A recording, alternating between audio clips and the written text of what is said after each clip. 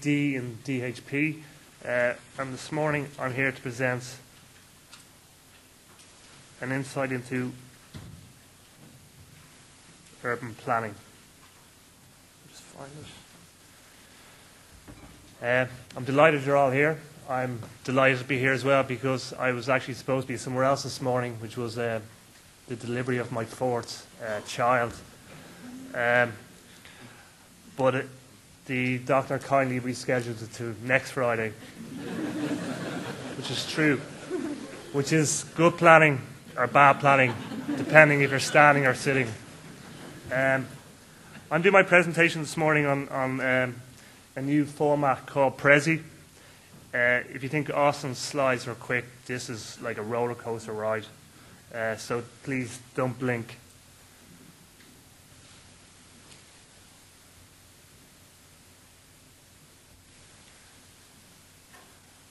Right, the first slide I'm going to open up with is I tried to find something quirky to basically open up, get your attention. And I'm showing here an Olympic gold medal from London 1948. Again, the Olympics are on this year in London, and there's gold medals as well. But this gold medal was actually for town planning. In 1948, there was actually a sport called town planning, and they awarded gold, silver and bronze medals. So it'd be interesting to see if they kept that going, how many gold medals Ireland would have got over the last 50 years. So today's presentation is basically going to be in two formats. There's a left and a right side there. The contents, the direct format is I want to look at yesterday, today and tomorrow, which is basically kind of the overview. I'm going to basically set the scene, what is planning, its origins, and then look at three phases which I've kind of basically coined as the early Cub years, the good Tiger years, and the post-Celtic Tiger years, and then look to the future. Juxtaposed with that, I'm going to look at basically the good, the bad and the ugly of planning in those three kind of periods, just to give basically a good insight. And then I'm going to look at basically me. And the reason I'm looking at me is that, not me personally, but me in terms of planning over the last 20, 30 years. And I'll come back to me towards the end. So let's start. What is planning and urban planning? Well, it's basically a subjective science. Its origins in Ireland officially started in 1963, but it actually goes back to 480 BC. It's really in Ireland transposed from England back when they introduced planning in 1909. And since we've had our Planning Act in '63, there's been a lot of changes to regulations in the Act, especially between 2000 and 2010. And then I just want to mention the Bord Pleanála, which was formed because basically planning and Bord Pleanála have a huge influence on the country as a whole. So when you look at this in a timeline, we see 1800s, 1900s, 2000, but actually if we go back before that, it goes all the way back to 480 BC, which was a chap called Hippodamus, who was the father of town planning in 480 BC, who was commissioned to town plan the city of Alexander in Egypt, Egypt now. And this is Greece here. So the Greeks were the forefathers of town planning. Ireland itself was actually at the forefront of Renaissance planning back when they created places like Merrion Square, Fitzwilliam Square, basically due to the Wide Streets Commission, which was run from about 1757 to 1850s. And basically that's a picture there of Sackville Street, which is O'Connell Street. Its official beginning then was in the 1900s, which transposed from the English planning law, which originated from basically the Garden City movement in the 1900s. And their first planning act was in 1909. We introduced our planning act in 1963, and then we introduced the board in a 1976 planning act. The 2000 era is actually very detailed in terms of planning regulations and changes and guidelines. So I'm going to come back to that separately. So how does planning work? I put up this slide because I basically wanted to, I looked at the audience profile, and there's quite a lot of people here who wouldn't be fully au fait with how the planning system works. There's also a lot of planning experts here, so I'm going to go through it quite quickly.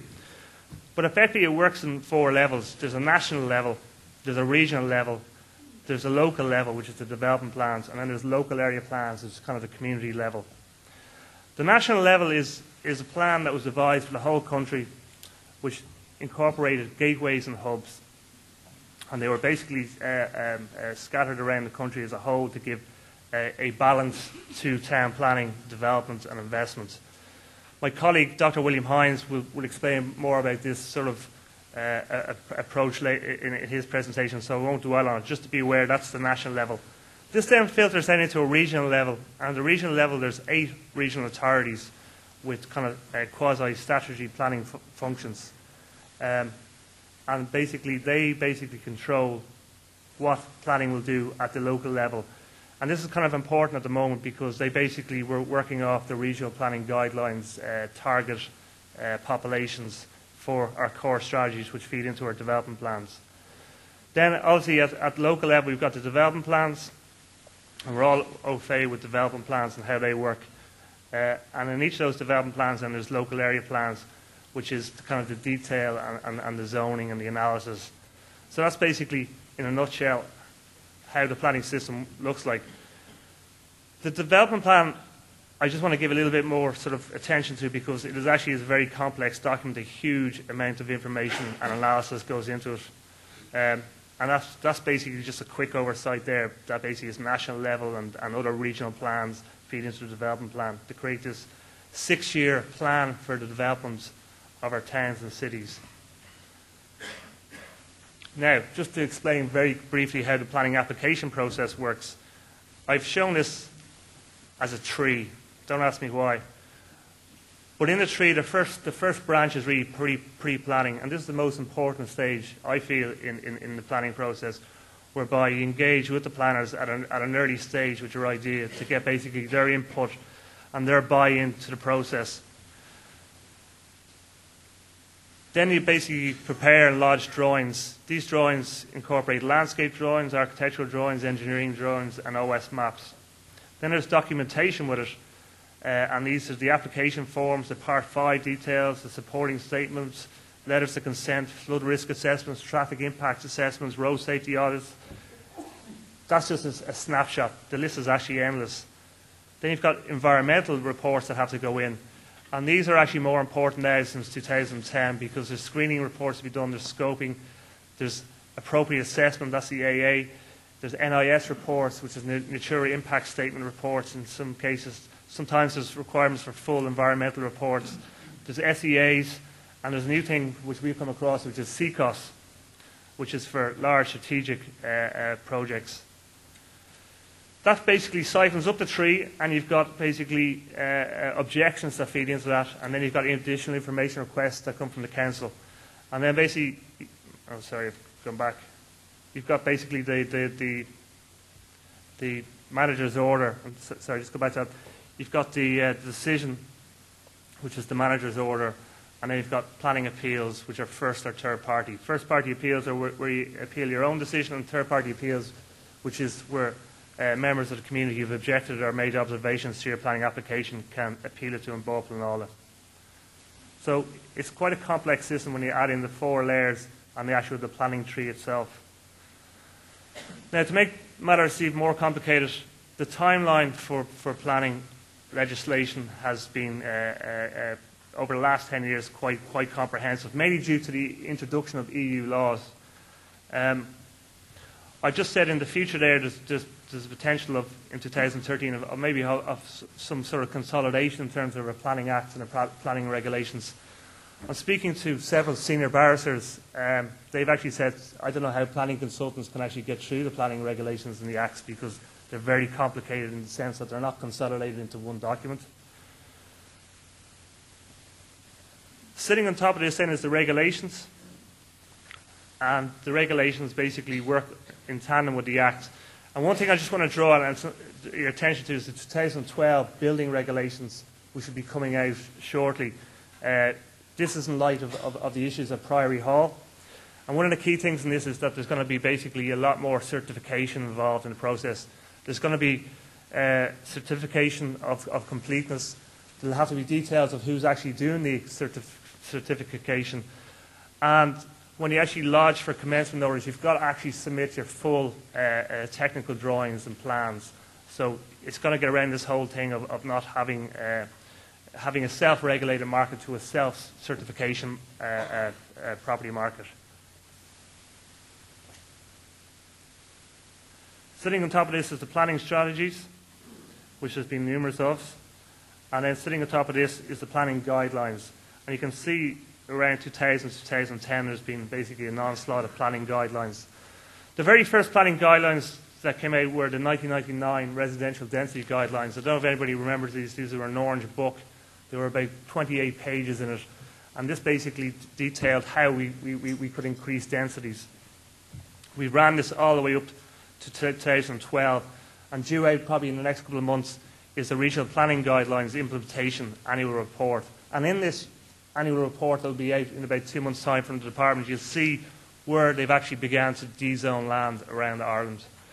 We basically have 44,000 hectares of zone land, and a sustainable level will be around about 10 or 12,000 hectares of zone land. And I'm not saying that they're going to de-zone all that land, but they're looking at putting lands on long-term zonings. That's basically the timeline there. So again, just going to the presentation, I just want to go through the 3 phases, 96 to 2001, 2002 to 2006, and then the post-Celtic years, and just show you some planning issues that happened at those stages.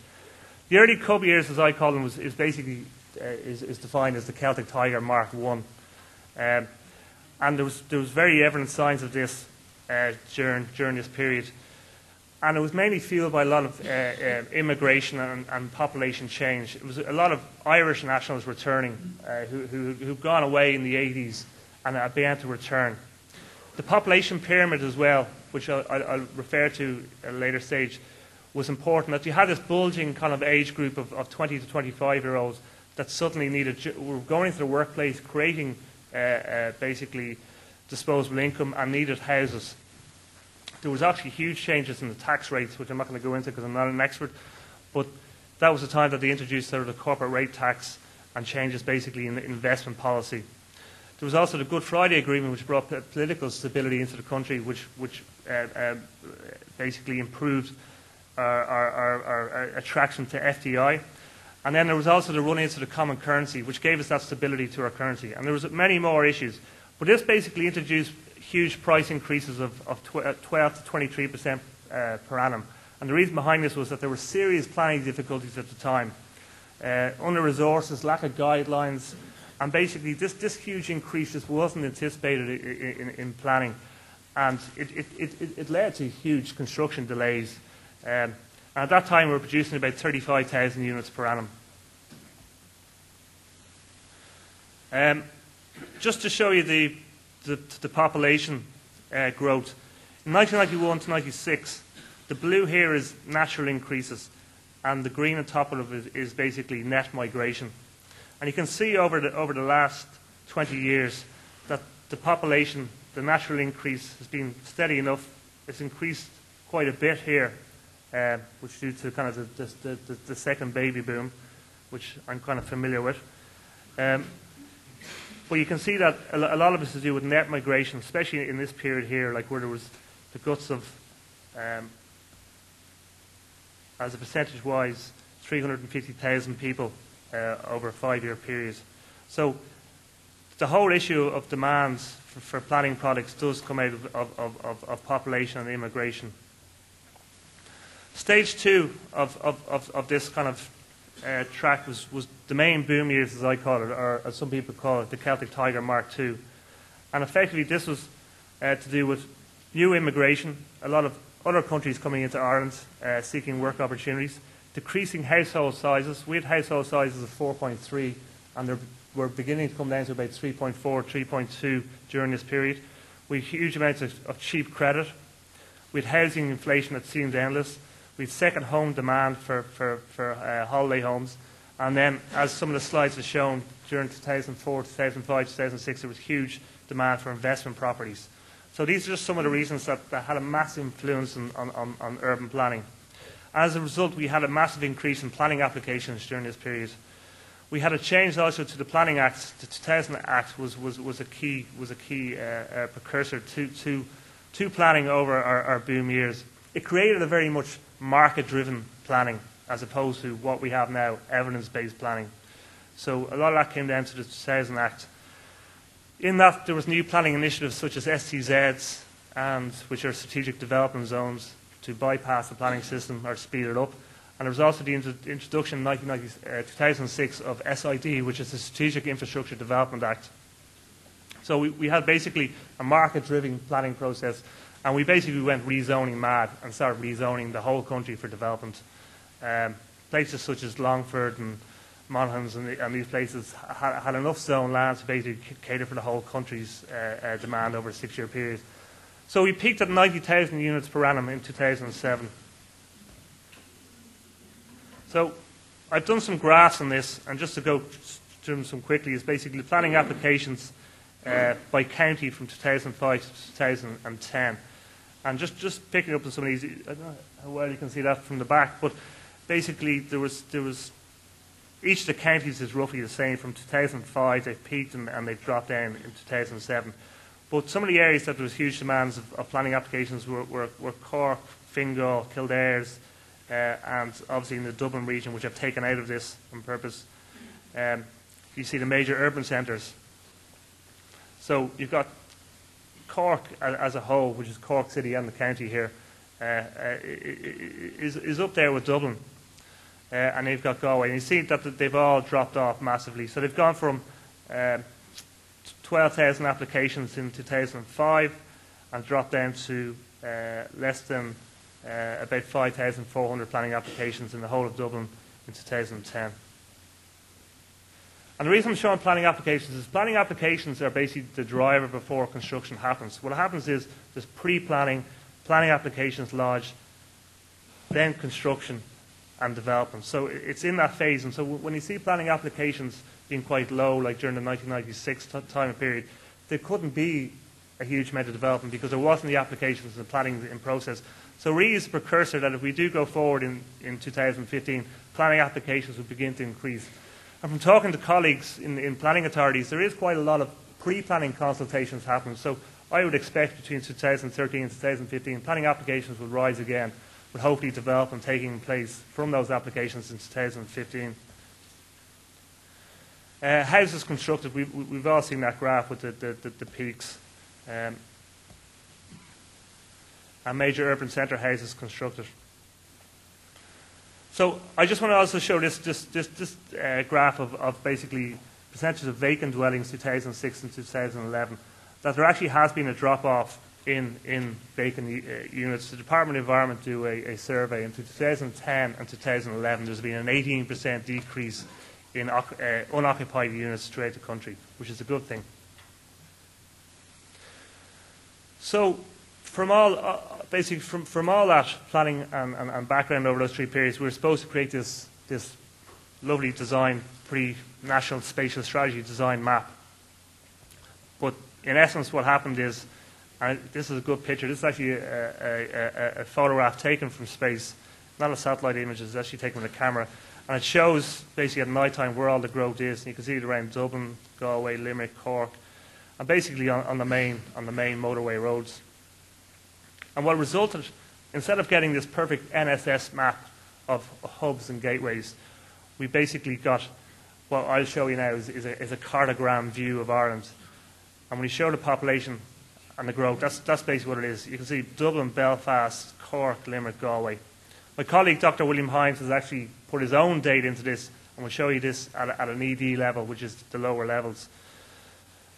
So one of the other tools that I found was a geothermal imagery that could show the light change between 2000 and 2007. And in that period, the orange is a difference in the area. So you've got Dublin black because the light would have been always there. But the new light areas that were lit up over this period are in orange. And you can see them, they're running up along the motorway. They're running out of Dublin, each on basically the main motorways. They're in Waterford, they're in Cork, they're in Galway. So the final stage of the period was the hangover. and this is a post-Celtic Tiger years, 2007 to 2012, with property deflation, negative out-migration, decrease in disposable incomes, increase in employment, all the opposite things that happened during the boom years. Demography changes, household formation rates actually begin to increase instead of decline, based on the fact that people are staying in their family homes, even with things like divorce and separation. They can't move out, they're staying in their family homes. Younger children staying not children, younger adults staying in their houses to the age of 30. You've got the euro crisis, the banking crisis, credit is completely evaporated, and effectively recession. Ireland was the first in the EU. So what has this implied in planning? Well, the planning applications, as we've seen from the graphs, have seriously decreased. Construction numbers have dropped from 90,000 to 15,000.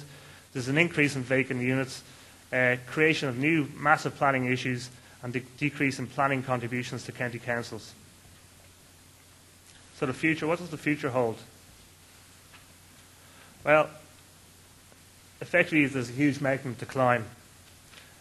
And one of the main issues in that is to understand the economic, the planning issues and the property all intertwined, hence the reason of this conference today. But it's not really a mountain we have to climb. It could actually be an iceberg.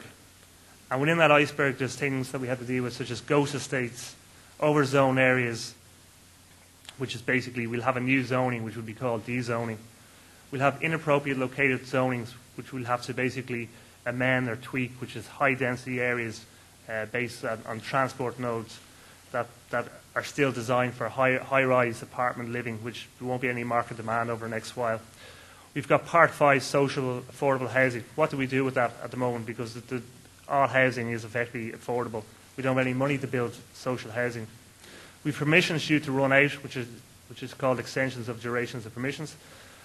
We've basically planning direction as a whole is kind of in a mess. We've NAM in the equation now as well. We've got, to a certain degree, market-driven planning creeping back in. We've got huge issues with bonds and contributions. And basically, there's a need for a total review of the planning system to cope with this. Now, the rainbow over the end of this is that there is some work about to happen. We have the National Transport Authority is doing a review of the Greater Dublin area, which is commenced in April. And this is looking at high-density transport nodes and basically how to phase in low-density and middle-density and high-density developments over this period. We've actually a review of Part 5 to basically commence this year as well, which the Housing Agency is carrying out. John O'Connor will maybe talk about that in his presentation. And we also have a review of the regional planning guidelines with an annual report. So the issues at hand here are quite quickly vacant housing.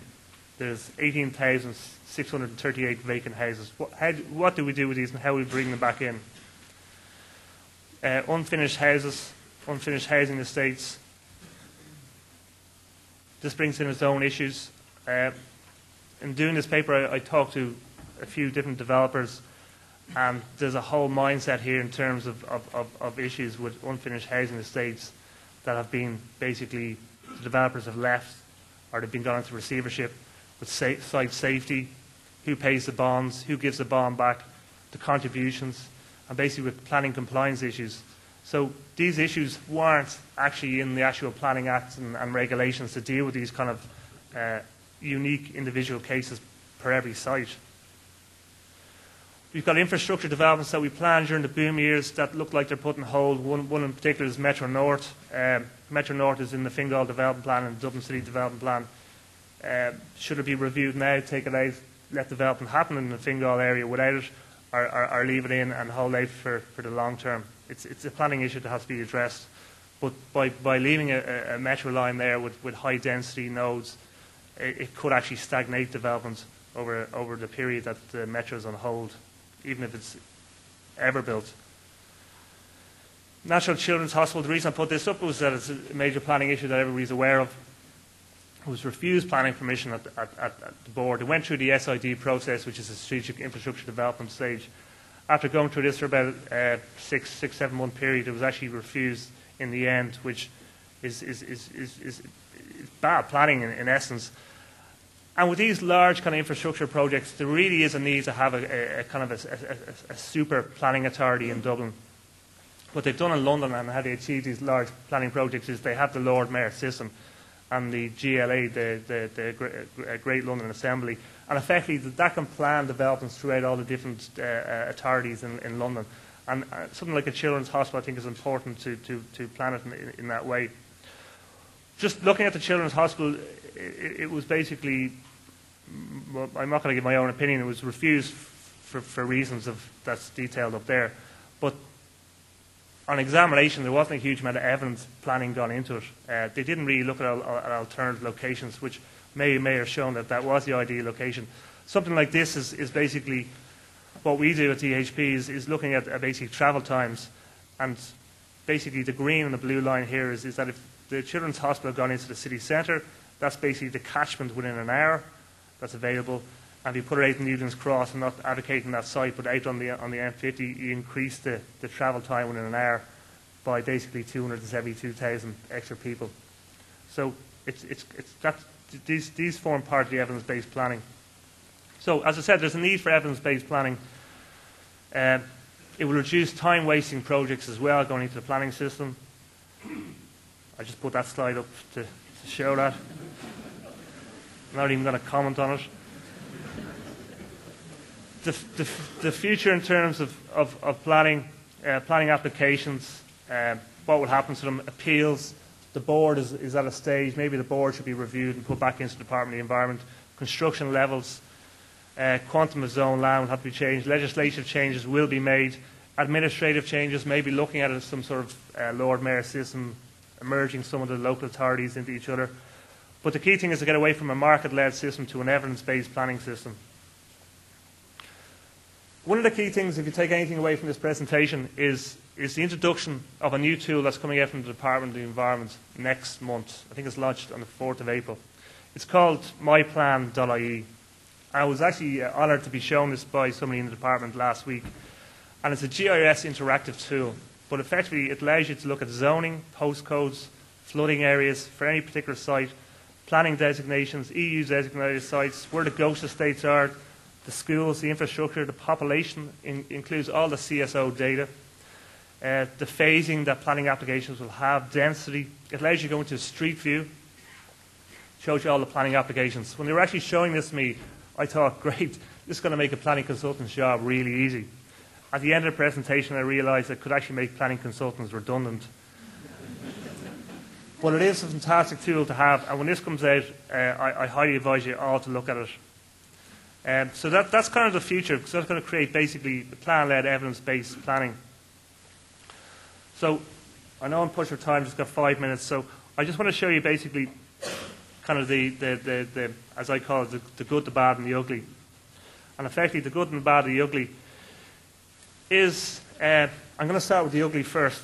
And this goes back to the whole thing, the ghost estates. And this was something tragic that happened last week. And I always said this was going to happen. A child was killed on an unfinished housing estate. And that is basically that was going to happen. It was inevitable. And it's basically added a whole legacy of the planning that I've shown you that's happened. So I don't want to finish on the ugly, but that is basically the ugly part of planning. You've got the bad, which is, we had the star architect design planning, which was over the top and didn't mean anything in the end. But in all essence, we had good planning as well. And just on the fact that I wanted to show me in terms of planning, my age profile, these are called population pyramids, which is a rudimentary tool for all planners to be able to use. And it basically tracks where the population is. Now, the reason I'm showing me is that when I came out of school back in the late 80s, it was the biggest year of all time of people doing their Leaving Cert. So obviously that had an implication that when I came out of college, there would be a massive surge of disposable income. Those people would then have a massive demand for housing. At that stage, they'd have a demand to have children, so they need family housing. Then those children would need schools. And that's basically the population pyramid. And you can track that all the way through. And then, like myself, with 4 children, there's going to be a huge demand for preschool places and secondary schools, which is happening. And basically, I'm like a tracker mark. Basically, where I go is basically what's really happening, because I'm in that huge population profile bulge. And effectively, when I get older, it's going to be demand for nursing homes and that. So, like, that's simple planning, but was never really implemented in this country, which was a shame. But that's why I'm trying to push the evidence-based planning, because it actually is simple to do. Right, almost finished. The good. I was going to basically show a DVD here, which is some of the good planning, and I call this the 10 billion euro corridor, and hopefully it will work. They always advise never work with children, animals, or live technology. This is live technology. So this is effectively a walk from basically the Aviva Stadium to Terminal 2, and I call this basically the 10 billion euro corridor. Because I don't want to put planning down and say it doesn't work, it wasn't good, we made a lot of mistakes. Yes, we made a lot of mistakes, like Austin said, but we also made a lot of good things.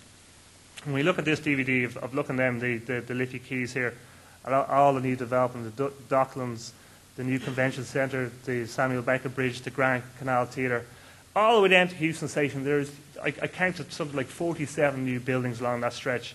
Then you've got the new O2, magnificent. You've got the O2 Point Village itself. And then basically you've got the extension of the Red Lewis line all the way up there, which is good planning, joint up thinking. Then on top of that, basically when you leave this area and drive back out towards the north side into Fingal, you go through the Port Tunnel, which is one of the fantastic pieces of infrastructure that I know a lot of Southside people probably don't use, but I use this every day, and it's fantastic. Basically, it takes you from where I live in Downey to Merrion Square in 15 minutes. So this was a £1 billion investment, which we will get use out of, and it was well planned. And then you come up to basically the airport, the M1 corridor itself, which has been upgraded. The M50 upgrades all around were planned during this period and implemented. And then you've got basically Dublin Airport, Terminal 2. A lot of people call it a white elephant, but I think it's a good piece of planning because it's providing for the future. It's not planned there for today or tomorrow, it's planned there for the future.